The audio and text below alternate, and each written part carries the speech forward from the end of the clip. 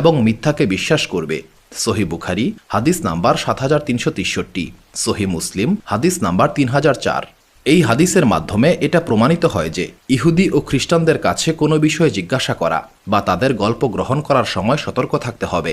তাদের মাঝে এমন অনেক গল্প প্রচলিত রয়েছে যা ইসলামী আকিদার সঙ্গে সম্পূর্ণ সাংঘর্ষিক।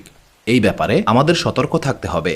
হে সম্মানিত মুসলিমগণ, মহান আল্লাহ তাআলা আমাদের সঠিক পথের জ্ঞান দান করেছেন, তাই আমাদের উচিত আহলে কিতাবের গল্প গ্রহণ করার সময় সতর্ক থাকা এবং শুধুমাত্র সেই গল্পগুলি গ্রহণ করা যা ইসলামী আকিদার সঙ্গে সামঞ্জস্যপূর্ণ।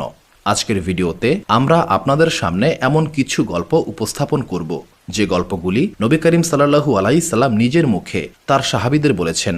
চলুন শুরু করা যাক।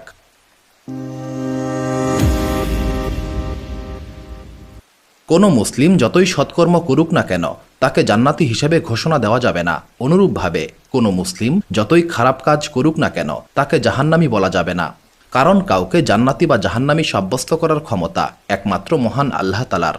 কাউকে জাহান্নামী সাব্যস্ত করার শাস্তি কতটা ভয়াবহ হতে পারে এই গল্পটি তার উৎকৃষ্ট